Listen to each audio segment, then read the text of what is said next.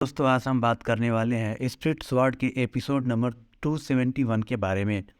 तो एपिसोड की शुरुआत में हम देखते हैं कि लुइसियान जैसे ही चियान हान और उसके बच्चे को देखती है वो काफ़ी नाराज़ हो जाती है और रोने भी लगती है। उसे रोते हुए देखकर सिंगयून उसे समझाने की कोशिश करता है और कहता है कि तुम एक बार मेरी भी बात सुन लो, लेकिन लुइसियान उसकी किसी भी बात को सुनने से मना कर देती है और वो गुस्से में सिंगयून की तरफ देखने लगती है। और फिर वो चियान हान और उसके बच्चे को देखकर सोचने लगती है कि चियान हान सच में सिंगयून से प्यार करती है, क्योंकि अब तो चियान हान के पास एक बच्चा भी है और हो सकता है कि सिंगयून पहले मुझसे प्यार करता था लेकिन अब ये चियान हान से प्यार करता है और पिछले 3 सालों में ये इसी साथ रिलेशन में भी आ चुका है। और फिर लुइसियांग वहाँ से जाने लगती है, जिसके पीछे पीछे सिंगयून भी जाने लगता है, लेकिन उसके पास बहुत ही कम एनर्जी बची हुई थी जिसकी वजह से वो ठीक से चल भी नहीं पा रहा होता है। और फिर वो एक जगह पे गिर जाता है और फिर हम देखते हैं कि अचानक से उसकी बॉडी फ्रीज होने लगती है,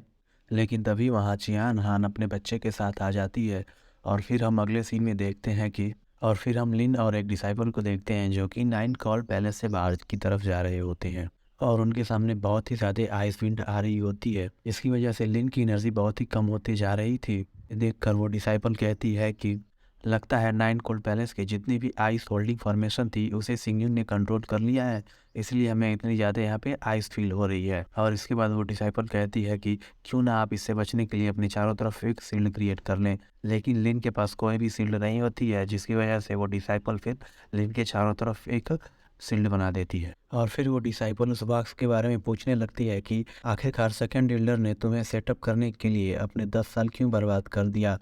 क्यों स्टार मून फॉर्मेशन की वजह से तुम्हारी स्पिरिचुअल पावर चली गई थी, इसलिए क्या तुम इसके बारे में मुझे भी कुछ बता सकती हो। उसके बाद ये सुनकर लिन उस बात को सोचने लगती है जब वो नाइन कोर पैलेस के ऊपर आने वाली तबाही के बारे में बताने के लिए गई हुई थी, जहाँ पर हम देखते हैं कि आने वाली तबाही के बारे में जानकर सेकंड एल्डर भी परेशान हो गई थी और सोचने लगती है कि शायद इस बार नाइन कोर पैलेस सरवाइव नहीं कर पाएगा। के बाद सेकंड एल्डर कहती है कि मैं लगभग 100 साल तक जी चुकी हूँ और इसलिए मुझे पता है कि ये तबाही बहुत बड़ी होने वाली है।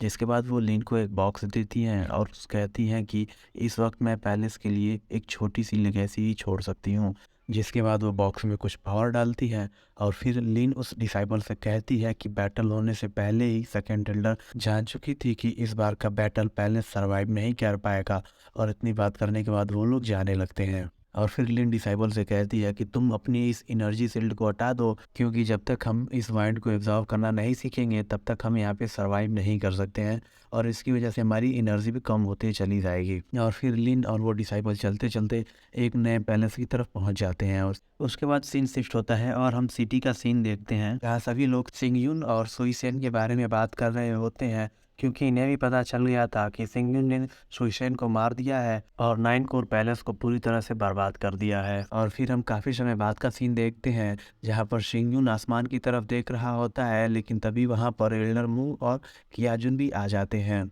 जिसके बाद एल्डर मू शिंगयून से कहता है कि तुम कोर्ट यार्ड से बाहर कैसे आ गए, जिस पर शिंगयून कहता है कि मेरी इंजरी अब धीरे धीरे ठीक हो रही है और मैं काफ़ी समय से घर में रहने की वजह से बोर हो गया था और मैं बाहर स्नो को देखने आ गया हूँ और मैंने कल्टीवेशन करके अपनी एनर्जी को पूरी तरह से वापस पा लिया है। जिस पर कियाजुन कहता है कि तुम अपनी कल्टीवेशन की वजह से अपनी एनर्जी को रीगेन नहीं कर पाए हो, बल्कि तुम्हारे पास वोजिन की बॉडी है जो कि काफ़ी अच्छे से फिजिकल इंजरी को रिकवर कर लेती है। और उस वोजिन की बॉडी में 2 ट्रेजर को इस तरीके से लोकेट किया गया है कि तुम्हारी जितनी भी स्ट्रेंथ होगी वो बिल्कुल भी कम नहीं होगी और वो एक जगह पर स्टोर होती जाएगी और वो एनर्जी तुम्हें धीरे धीरे करके मिलती रहेगी। और नाइन कोर के बैटल में जो भी हुआ उसकी वजह से तुम्हारी सोल भी काफ़ी ज़्यादा डैमेज हो गई है। पर सिंगयून कहता है कि मुझे लुइशियांग को वापस पैलेस में लाना होगा, क्योंकि मैं उसके बिना नहीं रह पाऊंगा। फिर हम चियानहान के बेबी को देखते हैं जो कि सिंगयून को पापा बोल रहा था और वो काफ़ी बड़ा भी हो चुका था। और इसी के साथ ये एपिसोड यहीं पर ख़त्म हो जाता है। तो अगर आपको हमारी एक्सप्लेनेशन अच्छी लगी हो तो वीडियो को लाइक और चैनल को सब्सक्राइब जरूर करें।